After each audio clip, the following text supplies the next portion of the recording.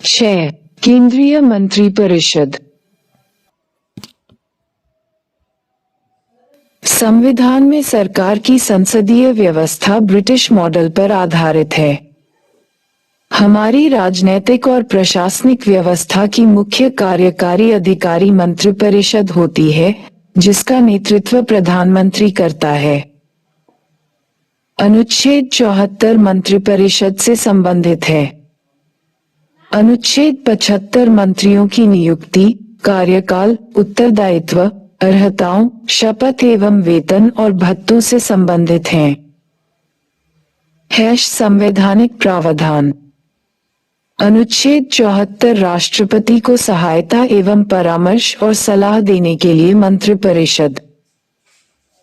1. राष्ट्रपति को सहायता और सलाह देने हेतु एक मंत्रिपरिषद होगी, जिसका प्रधान प्रधानमंत्री होगा। राष्ट्रपति मंत्रिपरिषद के परामर्श के अनुसार ही कार्य करेगा। तथापि यदि राष्ट्रपति चाहे तो वह एक बार मंत्रिपरिषद से पुनर्विचार के लिए कह सकता है, लेकिन मंत्रिपरिषद द्वारा दोबारा भेजने पर राष्ट्रपति उसकी सलाह एवं अनुसार कार्य करेगा। 2. मंत्रियों द्वारा राष्ट्रपति को दी गई सलाह की जांच किसी न्यायालय द्वारा नहीं की जा सकती।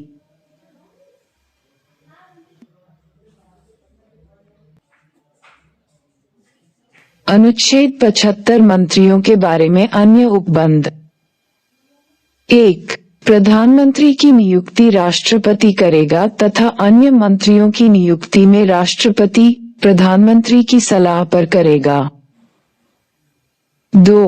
प्रधानमंत्री सहित मंत्रिपरिषद के सदस्यों की कुल संख्या लोकसभा की कुल संख्या के 15% से अधिक नहीं होगी। इस उपबंध का समावेश 91वें संविधान संशोधन विधेयक 2003 द्वारा किया गया है। 3. संसद के किसी भी सदन का किसी भी राजनीतिक दल का सदस्य, यदि दल बदल के आधार पर संसद की सदस्यता के अयोग्य घोषित कर दिया जाएगा तो ऐसा सदस्य मंत्री पद के लिए भी अयोग्य होगा। 4. मंत्री राष्ट्रपति के प्रसाद पर्यंत पद धारण करेंगे। 5. मंत्रिपरिषद लोकसभा के प्रति सामूहिक रूप से उत्तरदायी होगी। 6. राष्ट्रपति मंत्रियों को पद एवं गोपनीयता की शपथ दिलाएगा। 7. कोई मंत्री जो निरंतर 6 मास की किसी अवधि तक संसद के किसी सदन का सदस्य नहीं है, उस अवधि की समाप्ति पर मंत्री नहीं रहेगा। 8. मंत्रियों के वेतन एवं भत्ते संसद द्वारा निर्धारित किए जाएंगे। तारांकन अनुच्छेद 77 भारत सरकार द्वारा कार्यवाहियों का संचालन।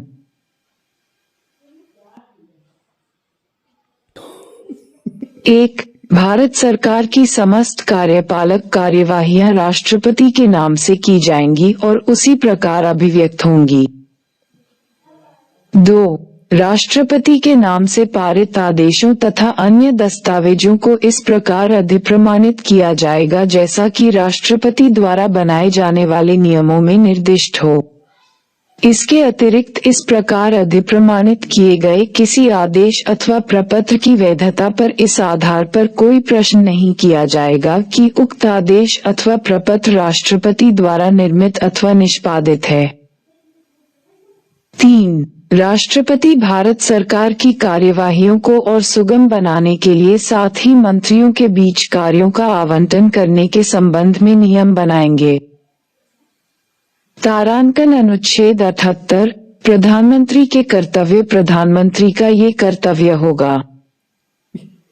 1. वह राष्ट्रपति को संघ के प्रशासन से संबंधित मामलों के बारे में मंत्रिपरिषद द्वारा लिए गए निर्णयों तथा विधायन के प्रस्तावों के बारे में सूचित करें। 2. संघ के प्रशासन आदि के संबंधित मामलों तथा प्रस्तावित विधायनों के बारे में राष्ट्रपति द्वारा मांगी गई सूचनाएं प्रेषित करे। 3.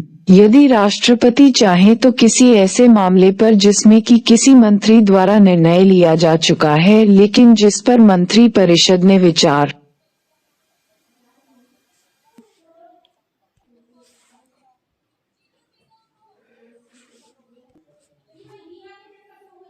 नहीं किया है, उसे मंत्रिपरिषद के विचारार्थ भेज दे। तारांकन अनुच्छेद 88 सदन में मंत्रियों के अधिकार। प्रत्येक मंत्री को किसी भी सदन में बोलने तथा कार्यवाही में भाग लेने का अधिकार होगा। उसे दोनों सदनों की संयुक्त बैठक तथा संसदीय समिति जिसका उसे सदस्य बनाया गया हो की बैठक में भी भाग लेने का अधिकार होगा, लेकिन उसे मत देने का अधिकार नहीं होगा। मंत्रियों द्वारा दी गई सलाह की प्रकृति। अनुच्छेद 74 में प्रधानमंत्री के नेतृत्व वाली मंत्रिपरिषद का उपबंध है। ये राष्ट्रपति को उसके कार्य करने हेतु सलाह देती है। 42वें एवं 44वें संविधान संशोधन अधिनियम द्वारा उसके परामर्श को राष्ट्रपति के लिए बाध्यकारी बना दिया गया है। मंत्रियों द्वारा राष्ट्रपति को दी गई सलाह की जांच किसी न्यायालय द्वारा नहीं की जा सकती। यह उपबंध राष्ट्रपति एवं मंत्रियों के बीच एक अंतरंग और गोपनीय संबंधों पर बल देता है। 1971 में उच्चतम न्यायालय ने कहा कि लोकसभा के विघटन होने के पश्चात भी मंत्रिपरिषद विघटित नहीं होगी। अनुच्छेद 74 अनिवार्य है, अतः राष्ट्रपति अपनी कार्यकारी शक्ति का प्रयोग बिना मंत्रिमंडल की सहायता एवं सलाह के नहीं कर सकता।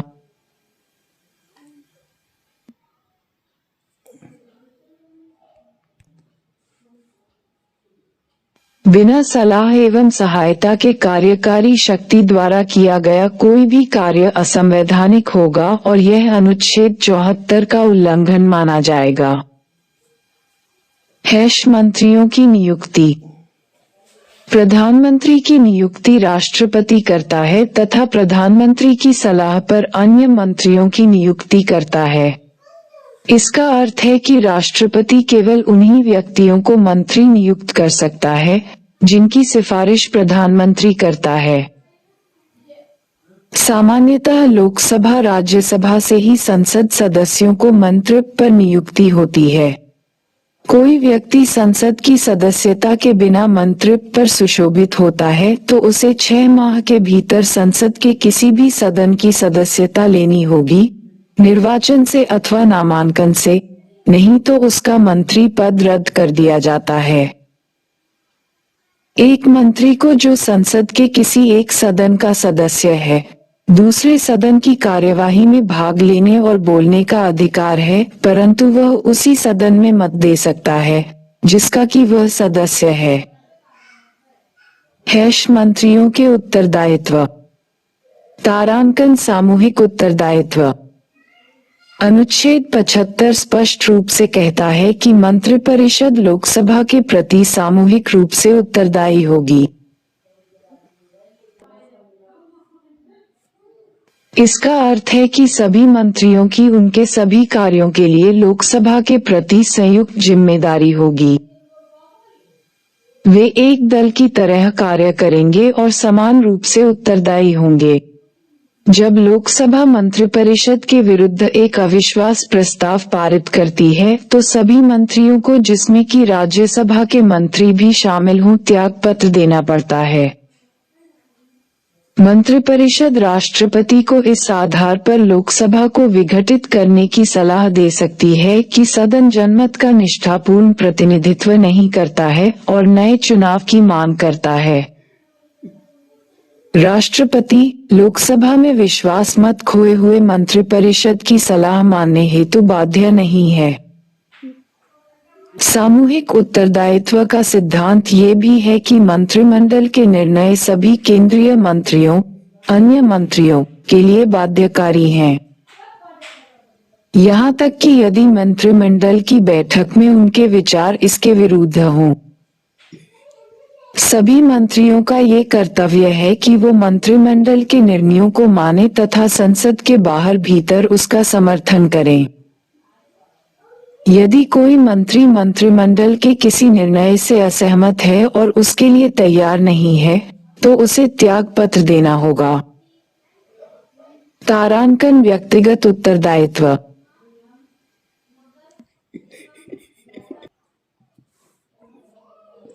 अनुच्छेद 75 में व्यक्तिगत उत्तरदायित्व का सिद्धांत भी वर्णित है। ये कहता है कि मंत्री राष्ट्रपति के प्रसादरत अपने पद पर बने रहेंगे, जिसका अर्थ है कि राष्ट्रपति किसी मंत्री को उस समय भी हटा सकता है जब मंत्रिपरिषद को लोकसभा में विश्वास मत प्राप्त है। हालांकि राष्ट्रपति किसी मंत्री को केवल प्रधानमंत्री की सलाह पर ही हटा सकता है। विचारों में मतभेद के कारण अथवा किसी मंत्री के कार्यों से संतुष्ट न होने के कारण प्रधानमंत्री उसे त्याग पत्र देने के लिए कह सकता है अथवा राष्ट्रपति को उसे बर्खास्त करने की सलाह दे सकता है। मंत्री द्वारा राष्ट्रपति को दी गई किसी सलाह की जांच भी न्यायालय के क्षेत्र से बाहर है। मंत्रिपरिषद की संरचना। मंत्रिपरिषद में मंत्रियों की 3 श्रेणियां होती हैं: कैबिनेट मंत्री, राज्य व उपमंत्री। उनके बीच का अंतर है उनका पदक्रम, वेतन तथा राजनैतिक महत्व। इन सभी मंत्रियों का प्रमुख प्रधानमंत्री है, जो सरकार का उच्चतम कार्यकारी है। कैबिनेट मंत्रियों के पास केंद्र सरकार के महत्वपूर्ण मंत्रालय जैसे गृह, रक्षा, वित्त, विदेश व अन्य मंत्रालय होते हैं। वे कैबिनेट के सदस्य होते हैं और इसकी बैठकों में भाग लेते हैं तथा नीति निर्धारण में महत्वपूर्ण भूमिका निभाते हैं। अतः इनके उत्तरदायित्व की परिधि संपूर्ण केंद्र सरकार पर है। राज्य मंत्रियों को मंत्रालय, विभागों का स्वतंत्र प्रभार दिया जा सकता है अथवा उन्हें कैबिनेट मंत्री के साथ सहयोगी बनाया जा सकता है। सहयोग के मामलों में उन्हें कैबिनेट मंत्री के मंत्रालय के विभागों का प्रभार दिया जा सकता है अथवा मंत्रालय से संबंधित कोई विशेष कार्य सौंपा जा सकता है। दोनों ही मामलों में वे कैबिनेट मंत्री की देखरेख, सलाह तथा उसकी जिम्मेदारी पर कार्य करते हैं। स्वतंत्र प्रभार के मामले में वे अपने मंत्रालय का कार्य कैबिनेट मंत्री की तरह ही पूरी शक्ति व स्वतंत्रता से करते हैं। हालांकि वे कैबिनेट के सदस्य नहीं होते हैं तथा उनकी बैठकों में भाग नहीं लेते। वे तब तक बैठक में भाग नहीं लेते जब तक उन्हें उनके मंत्रालय से संबंधित किसी कार्य हेतु विशेष रूप से आमंत्रित नहीं किया जाए। उपमंत्री उन्हें मंत्रालयों का स्वतंत्र प्रभार नहीं दिया जाता है। उन्हें कैबिनेट अथवा राज्य मंत्रियों को उनके प्रशासनिक, राजनीतिक और संसदीय कार्यों में सहायता के लिए नियुक्त किया जाता है। वे कैबिनेट के सदस्य नहीं होते तथा कैबिनेट की बैठक में भाग नहीं लेते हैं। मंत्रियों की एक और श्रेणी भी है, जिन्हें संसदीय सचिव कहा जाता है। वे मंत्रिपरिषद की अंतिम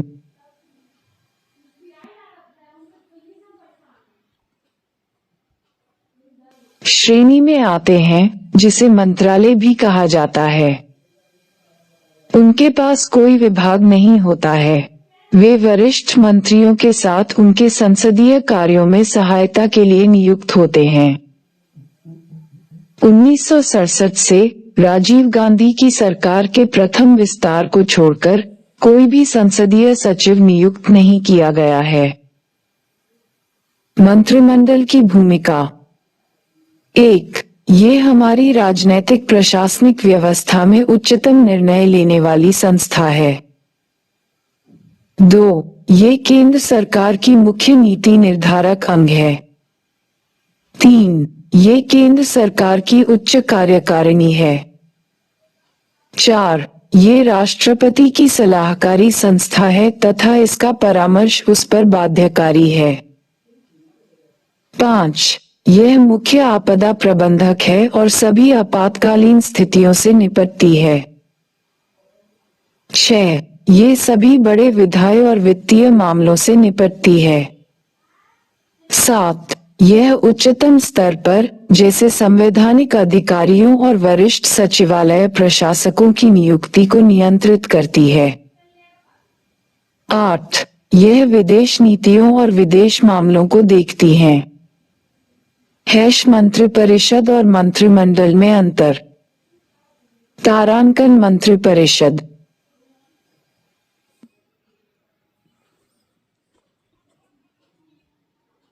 एक, यह एक बड़ा निकाय है जिसमें 60 से 70 मंत्री होते हैं। 2, इसमें मंत्रियों की तीनों श्रेणियां कैबिनेट मंत्री, राज्य मंत्री व उपमंत्री होती हैं।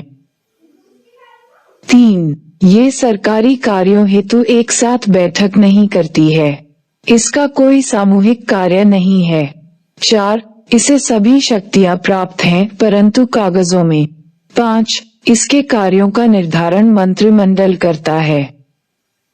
6, यह मंत्रिमंडल के निर्णयों को लागू करती है। 7, यह एक संवैधानिक निकाय है। इसका विस्तृत वर्णन संविधान के अनुच्छेद 74 तथा 75 में किया गया है। इसका आकार और वर्गीकरण संविधान में वर्णित नहीं है। इसके आकार का निर्धारण प्रधानमंत्री समय और स्थिति को देखकर करता है।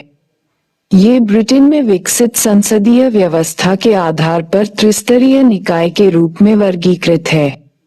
हालांकि इसे विधायी मंजूरी प्राप्त है, अतः वेतन एवं भत्ते अधिनियम 1952 में मंत्री को मंत्रिपरिषद का सदस्य बताया गया है, चाहे उसे जिस नाम से पुकारा जाए। इसमें उपमंत्री भी शामिल हैं। 8, ये सामूहिक रूप से लोकसभा के प्रति उत्तरदायी है। तारांकन मंत्रिमंडल। 1, यह एक लघु निकाय है जिसमें 15 से 20 मंत्री होते हैं।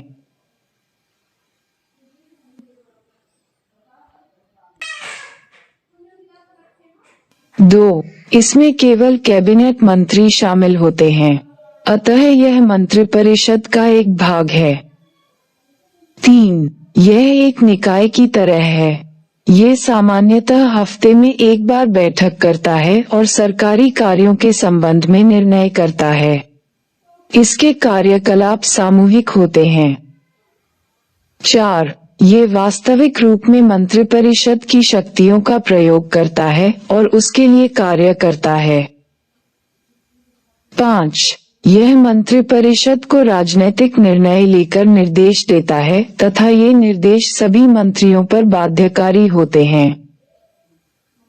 6, यह मंत्रिपरिषद द्वारा अपने निर्णयों के अनुपालन की देखरेख करता है।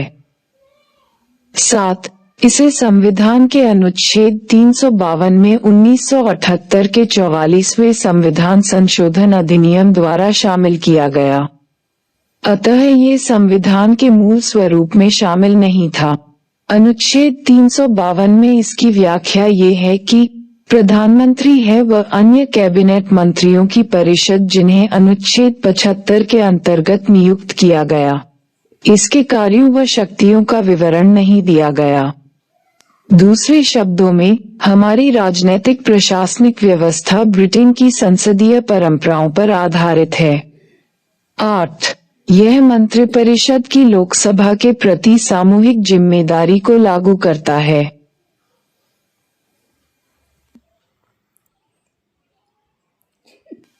आंतरिक किचन कैबिनेट। ये कैबिनेट 15 या 20 महत्वपूर्ण मंत्रियों को मिलाकर बनती है जिसका प्रमुख प्रधानमंत्री होता है। ये औपचारिक रूप से निर्णय लेने वाली उच्चतम संस्था होती है। आंतरिक कैबिनेट या किचन कैबिनेट कहलाने वाला ये छोटा निकाय सत्ता का प्रमुख केंद्र बन गया है। इस अनौपचारिक निकाय में प्रधानमंत्री अपने 2 से 4 प्रभावशाली, पूर्ण विश्वासी सहयोगी रखता है जिनसे वह हर समस्या की चर्चा करता है। ये प्रधानमंत्री को महत्वपूर्ण राजनीतिक तथा प्रशासनिक मुद्दों पर सलाह देती है और महत्वपूर्ण निर्णय लेने में सहायता करती है। इसमें न केवल कैबिनेट मंत्री शामिल होते हैं अपितु इसके बाहर के भी, जैसे प्रधानमंत्री के मित्र व पारिवारिक सदस्य भी शामिल होते हैं। भारत में प्रत्येक प्रधानमंत्री की एक आंतरिक कैबिनेट होती है, एक घेरे के अंदर घेरा। इंदिरा गांधी के जमाने में आंतरिक कैबिनेट अति शक्तिशाली थी, जिसे किचन कैबिनेट भी कहा जाने लगा। प्रधानमंत्री ने आंतरिक कैबिनेट संविधानेतर का आश्रय निम्न कारणों से लिया। 1. यह एक छोटा अंग है और निर्णय लेने के मामले में कैबिनेट के विशाल आकार से अधिक प्रभावशाली है। 2. इसकी बैठकें होती रहती हैं और यह सरकार के कार्यों को बड़ी कैबिनेट की अपेक्षा अधिक तत्परता से निपटती है। 3. ये प्रधानमंत्री को महत्वपूर्ण राजनीतिक मामलों के मुद्दों पर निर्णय लेने में गोपनीयता बरतने में सहायता करती है। हालांकि इसके कई दोष भी हैं, जैसे 1. यह एक उच्चतम निर्णय करने वाले अंग के रूप में कैबिनेट के महत्ता व अधिकारों को कम करती है। 2. बाहरी व्यक्तियों का इसमें प्रवेश और सरकार के कार्यों में उनकी प्रभावशाली भूमिका कानूनी प्रक्रिया को उलझा देती है। मंत्रिपरिषद से संबंधित अनुच्छेद 1. मंत्रिपरिषद द्वारा राष्ट्रपति को सहयोग एवं परामर्श देना आर्टिकल 74। 2. मंत्रियों से संबंधित अन्य प्रावधान आर्टिकल 75। 3. भारत सरकार द्वारा कार्यवाहियों का संचालन आर्टिकल 77। 4. राष्ट्रपति को सूचनाएं प्रदान करने से संबंधित प्रधानमंत्री के दायित्व आर्टिकल 78। 5. सदनों के आदरणीय मंत्रियों के अधिकार आर्टिकल 88।